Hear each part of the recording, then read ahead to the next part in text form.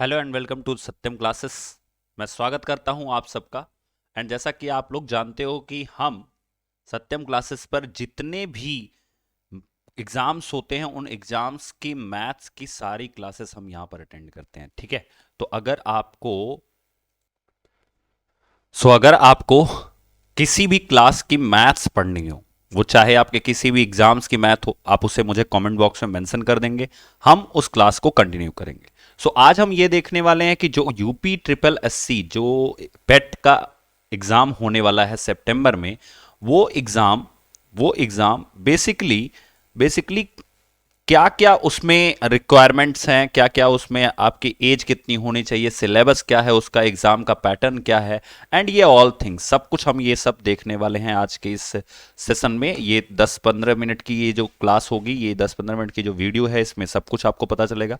And मैं आपको screen पर खुद से इसको करके दिखाऊंगा, खुद से इसके फॉर्म को खोल के दिखाऊंगा, तो आपको ज्यादा अच्छे से समझ में आएगा। ठीक है, चलिए स्टार्ट करते हैं।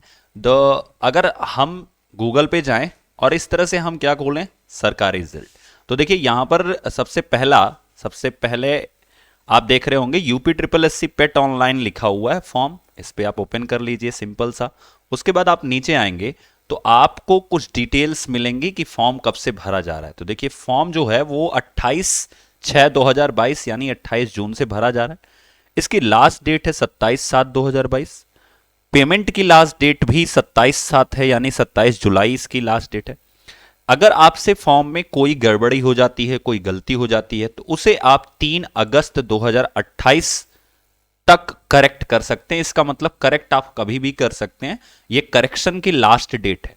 एंड एग्जाम की अगर हम बात करें कि जो एग्जाम है वो कब होगा, तो एग्जाम डेट आपका दिया हुआ है सितंबर 2022 में। ये तो हो गया बेसिक इंफॉर्मेशन डेट को लेकर के।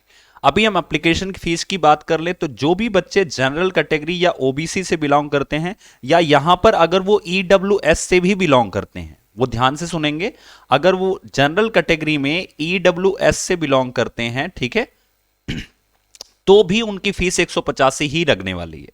ठीक है, अब बाकी जो एससी कैटेगरी से हैं, एसटी कैटेगरी से हैं, इन बच्चों की जो फीस है वो लगने वाली है 95 रुपए, जैसा कि आपको दिख रहा होगा यहां पर, ये लगने वाली है 95 रुपए। ठीक है, उसके बाद जो फिजिकल हैंडीकेप है उनकी फीस 25 रुपए। ये बहुत सिंपल सी चीज है। अगर हम बात करें एज ग्रुप के बारे में, तो एज ग्रुप 18 साल से लेकर के 40 साल तक ये फॉर्म जो है, 40 साल के लोग जो है वो इस फॉर्म को भर सकते हैं। मिनिमम क्वालिफिकेशन की बात करें माय डियर फ्रेंड्स, तो वो दिया गया है minimum class 10th high school exam in recognised board. ठीक है, अब इस पे सबसे ज्यादा इंपॉर्टेंट बात यह, फॉर्म भरने के पहले हमें यह पता होना बहुत जरूरी है कि इसका सिलेबस क्या है और इसका एग्जाम पैटर्न क्या होगा। तो अगर हम सिलेबस को खोलें और हम इसको देखें कि सिलेबस क्या है और किस तरह से इसका एग्जाम पैटर्न होगा, तो बहुत सीधी सी चीज है, आपके स्क्रीन पर यह दिख रहा होगा। बट मैं सबसे पहले वो चीज दिखाना चाहता हूं जो बहुत ज्यादा जरूरी है, जिसे हर बच्चे को देखना चाहिए और समझना चाहिए। जैसे आपको मैं बताऊं कि जब भी आप कोई भी एग्जाम देने जाओ, तो उसमें सबसे पहली चीज आपको पता होनी चाहिए कि क्या उस एग्जाम में माइनस मार्किंग है। तो अगर आपका यह प्रश्न उठता है कि हां सर क्या इसमें माइनस मार्किंग है, तो yes there is a minus marking. यहां पर एक माइनस मार्किंग है, और वो किस तरह से माइनस मार्किंग, तो भाई अगर आप 4 क्वेश्चन गलत कर दोगे तो आपका 1 नंबर जो है वो काट लिया जाएगा। मतलब ये कि मान लीजिए आपने 14 क्वेश्चन सही किया, ध्यान से समझिएगा, 14 क्वेश्चन आपने अटेम्प्ट किया, जिसमें से 10 आपने करेक्ट किया है, 10 आपने करेक्ट किया है, और उसमें से 4 आपने क्या कर दिया है, गलत कर दिया है। तो याद रखिए 10 जो आपने सही किया इस पर आपको 10 नंबर मिलेगा, और जो 4 आपने गलत किया है, ठीक है, इस पर 1 नंबर आपका कटेगा। किसमें से, तो ये सही में से कटेगा। तो अगर हम 10 में से 1 माइनस कर देंगे तो कितना बचेगा, तो आपका टोटल 9 स्कोर हो जाएगा। सो याद रखिए एग्जाम में आपके गलती करने के चांस बहुत कम हैं, 25% चांस हैं कि आप गलती कर सकते हो, उससे ज्यादा कोई चांस नहीं है। ठीक है, तो आप बहुत कम चांस है कि आप गलती करो। ठीक है, 1/4 अंक की कटौती है। अगर हम बात करें कि तो ये जितना भी सिलेबस दिया हुआ है वो कहां से पूछेंगे, तो एनसीईआरटी आधारित पूछेंगे, और सीनियर सेकेंडरी का मतलब होता है कि डिफिकल्टी का जो स्तर होगा ये इनका इंटरमीडिएट लेवल का होगा। बट याद रखिएगा कि हम आपको एक सिंपल सी भाषा में बताते हैं, आपको ज्यादा कुछ नहीं करना है, 10th तक की चीजें पढ़नी है। और 10th में भी क्या पढ़ना है भाई, अगर आप जीके जीएस को तैयार करना चाहते हैं तो लूसेंट को फॉलो कर लीजिएगा। एक वीडियो में बनाऊंगा कि कौन से बुक से क्या हम पढ़ सकते हैं, ठीक है। सेल्फ स्टडी करने की कोशिश कीजिए, कोई भी यूट्यूब चैनल या चाहे जिसको आप फॉलो करना चाहते हो कर सकते हो, बट आपकी मैथ्स और साइंस की जिम्मेदारी हमारी है। मैथ्स हम पूरी कराएंगे, आपकी साइंस हम पूरी कराएंगे, और जैसे ही अवेलेबल होते हैं टीचर्स हम आपकी इंग्लिश एंड बाकी सब्जेक्ट्स भी कराने की कोशिश करेंगे, ठीक है। तो ये था बेसिक कंसेप्ट जो आपको जानना था यहां से, ठीक है। अब आगे बढ़ते हैं, और आगे बढ़ने के पहले हम देख लेते हैं कि क्या क्या सब्जेक्ट्स आते हैं और उन सब्जेक्ट्स को कैसे हमें टैकल करना है, कैसे हम उन सब्जेक्ट्स को सॉल्व कर सकते हैं, या कैसे हमें क्या क्या रणनीति अपनानी पड़ेगी वो देखना है। देखिए लिखा गया है अपठित गद्यांश, अपठित हिंदी का जो गद्यांश है ये 2 गद्यांश पूछा जाएगा। ध्यान से समझिए, मैं क्यों इसको पहले बता रहा हूं, क्योंकि ये पूरे 10 नंबर देगा आपको। इसी तरह से कुछ ग्राफ और व्याख्या विश्लेषण, ग्राफ और व्याख्या विश्लेषण क्या होता है, जैसे आपने मैथ में ग्राफ देखा होगा, ठीक है, उसमें आपको 10 नंबर वो भी दिया जाएगा, 2 ग्राफ दिया जाएगा, और उसी तरह से 2 तालिकाएं दी जाएंगी आपको, जिसकी विश्लेषण करना है और व्याख्या करना है, वो भी 10 नंबर का दिया जाएगा। तो ये 3 जो हैं ये ऑलरेडी 30 नंबर आपके यहीं दिलाएंगे। अगर हम आगे बढ़ें तो आगे आपके बाकी के जो नंबर्स हैं, बाकी के जो चीजें हैं वो किस तरह से हैं, बाकी कौन कौन से सब्जेक्ट हैं, आप इसको मैं अपने टेलीग्राम चैनल पर इसको डाल दूंगा, आप वहां से जाके डाउनलोड कर सकते हो। और टेलीग्राम ग्रुप के लिए डिस्क्रिप्शन बॉक्स में आप विजिट कीजिए, वहां पर आपको टेलीग्राम ग्रुप की लिंक मिल जाएगी। देखिए जनरल अवेयरनेस आ रही है 10 नंबर की, आपको दिख रहा होगा, जिसमें ये सारे टॉपिक हैं, सबके सब टॉपिक आपको दिख रहे होंगे। इसी तरह से समसामयिकी आ रही होगी, करंट अफेयर जिसे बोलते हैं, वो भी 10 नंबर की आएगी। तो कुल मिला के 50 तो यही हो गए, 30 नीचे थे, 20 यहां पर हो गए। अब आगे अगर हम बात करें तर्क शक्ति, जिसे रीजनिंग बोलते हैं, जिसे रीजनिंग बोलते हैं, वो 5 नंबर की आएगी, आप यहां पर देख सकते हैं उसके टॉपिक्स। उसके बाद हम बात करें कि सामान्य अंग्रेजी, अंग्रेजी जो है वो 5 नंबर की आएगी। देखिए एक एक सब्जेक्ट पर मैं वीडियो बनाऊंगा कि किस सब्जेक्ट को हम कैसे तैयार करेंगे। अभी यहां पर ओवरऑल आप समझ लीजिए कि क्या सब्जेक्ट आ रहे हैं, और जो बच्चे पहली बार आ रहे हैं वो अच्छे से इसको डाउनलोड कर लें टेलीग्राम में जाकर के, ठीक है। एंड फिर लिखा है प्रारंभिक गणित जो है वो भी 5 नंबर की आएगी, सामान्य विज्ञान भी 5 नंबर का आएगा। और आगे बढ़ते हैं तो यहां पर भारतीय संविधान और लोक प्रशासन जो होता है, इसके टॉपिक्स आप देख सकते हो, ये भी 5 नंबर का आएगा। भारतीय अर्थव्यवस्था और भारतीय इतिहास और भूगोल भी 5-5 नंबर के आएंगे।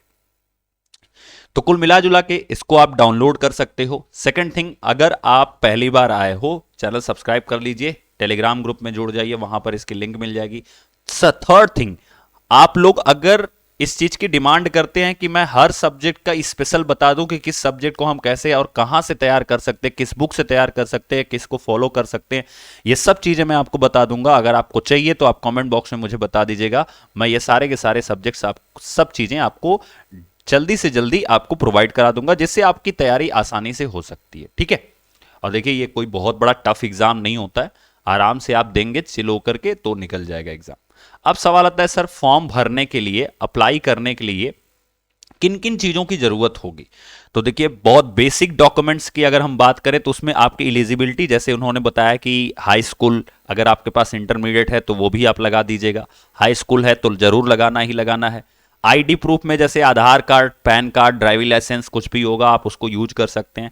एड्रेस डिटेल्स के लिए भाई वही आधार कार्ड जो होता है उसमें एड्रेस भी आ जाता है, ठीक है। एंड बेसिक इंफॉर्मेशन जैसे नाम, पिता का नाम, माता का नाम, ये सब चीजें बेसिक इंफॉर्मेशन, ठीक है। आगे बात करते हैं कि रिक्रूटमेंट फॉर्म में और क्या क्या चीजें जरूरत लगेंगी। तो आपकी फोटो लगेगी, रीसेंट फोटो, सिग्नेचर लगेगा, आईडी प्रूफ लगेगा, ठीक है, आईडी प्रूफ लगेगा। तो इस तरह से आपकी ये सारी चीजें जरूरत लगेंगी। Before applying online submit application form must check the preview and all column carefully. आप जब भी सबमिट कीजिए फॉर्म को, उसके पहले सारे कॉलम को अच्छे से देख लीजिए और एक प्रिंट आउट फाइनल ले लीजिएगा, जिससे एक फायदा आपका ये होगा कि जब आप उस प्रिंट आउट को निकाल लेंगे, ठीक है, तो कभी कभी क्या होता है, मान लीजिए आपके मेल पर पड़ा है या पता नहीं मेल पर जो फॉर्म भरता है उसने भेजा, तो बाद में क्या होता है ना कि लोगों को कभी कभी जब एडमिट कार्ड निकालना होता है तो पासवर्ड भूल जाते हैं वगैरह वगैरह।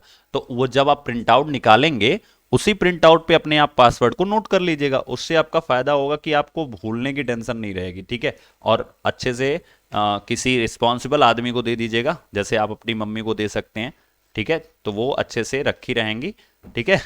तो आपका पासवर्ड नहीं कहीं गायब होगा। नहीं तो बच्चे, बहुत से बच्चे ऐसे होते हैं हमारी कोचिंग्स में जो पढ़ते हैं, वो ये कहते हैं कि सर जो है पासवर्ड गायब हो गया। क्लियर? तो ये था सिलेबस। एंड सेकंड थिंग, मैंने ये सिलेबस आपको दिखा दिया। सेकंड थिंग, मैंने आपको बता दिया कि यहाँ पर किस किस तरह से हम फॉर्म को भर सकते हैं। दूसरी चीज़, जब भी आप ऑनलाइन भरवाने जाएंगे फॉर्म को, तो वहाँ पर अप्लाई वो अपने आप कर लेंगे, आपको कोई प्रॉब्लम नहीं होगी। आप अप्लाई ऑनलाइन पर क्लिक करेंगे, फिर आपको कुछ नहीं करना है। यहाँ पर देखिए अप्लाई के लिए क्लिक करना है, फिर आपसे पूछा जाएगा कैंडिडेट का रजिस्ट्रेशन करना है, तो बिल्कुल आप रजिस्टर कर लीजिएगा, ठीक है।